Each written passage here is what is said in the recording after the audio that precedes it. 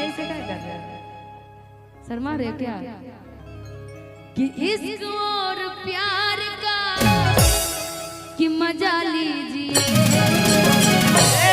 कि थोड़ा इंतजार का मजा लीजिए, थोड़ा इंतजार का मजा लीजिए। इश्क और प्यार का मजा लीजिए, लीजिए ना। इश्क और प्यार का मजा लीजिए, थोड़ा इंतजार का मजा लीजिए, थोड़ा इंतजार का मजा लीजिए। दिल है बेकरार का मजा लीजिए, दिल है बेकरार का मजा लीजिए, थोड़ा इंतजार का मजा लीजिए, थोड़ा इंतजार। सुनो छोटू, थोड़ा इंतजार का मजा लीजिए और तुम उसको देख के बोलना, तू चीज बड़ी है मस्त मस्त, तू चीज बड़ी है मस्त, तू चीज बड़ी है मस्त मस्त, तू चीज बड़ी है मस्त। नहीं तुझ पे कोई दोष दो, कोई दोस्त तो नहीं तुझ पे कोई दोष दो, तुझ पे कोई दोस्त तो नहीं तेरा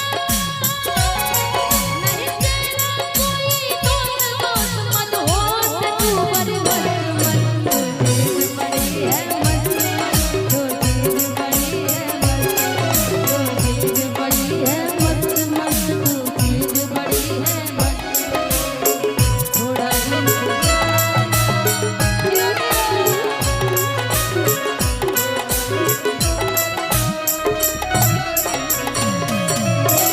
थोड़ा इंतजार का मजा लीजिए। बेख्याल हो गए हैं होश में न लाए, आइए करीब आके आंखों से पिलाइए,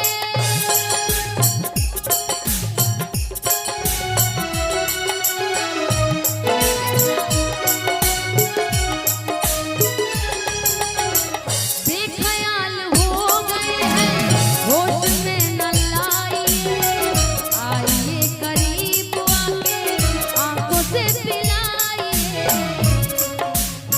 बेख्याल हो गए हैं होश में ना लाइए, अरे आइए करीब आके आंखों से आइए, आइए। पिलाइए। दिन है ये तवार का, दिन है ये तवार का मजा लीजिए, थोड़ा इंतजार का मजा लीजिए, लीजिए थोड़ा इंतजार का।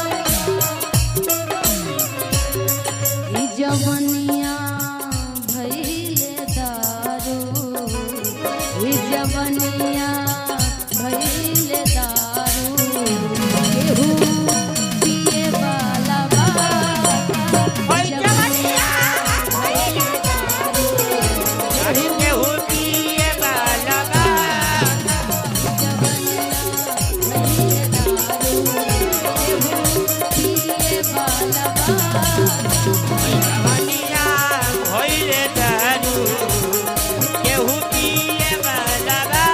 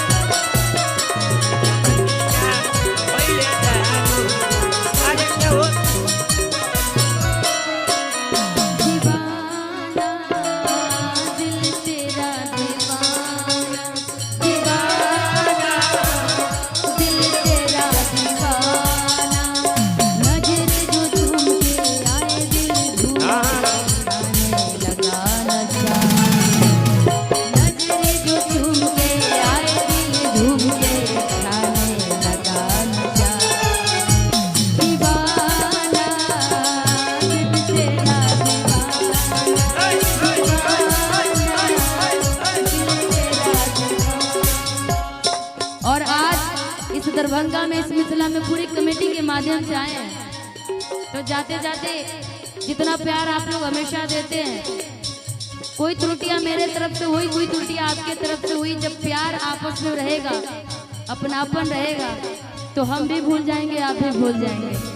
लेकिन एक बात आप सबसे कहेंगे क्या?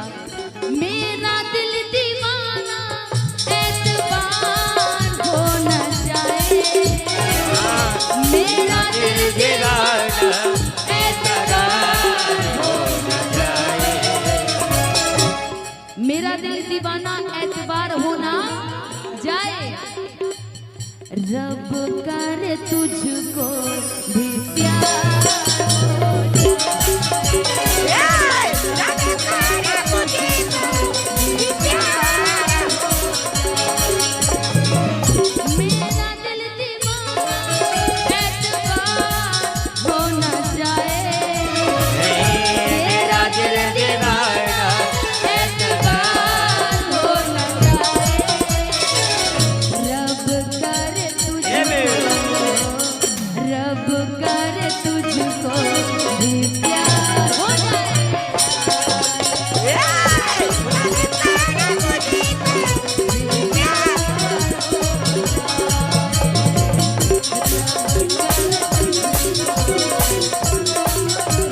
लेकिन पूरी कमेटी को तो प्यार हो ही जाएगा, लेकिन छोटुआ के लिए मेरे रश के कमर तूने पहली नजर, मेरे रश के कमर तूने पहली नजर,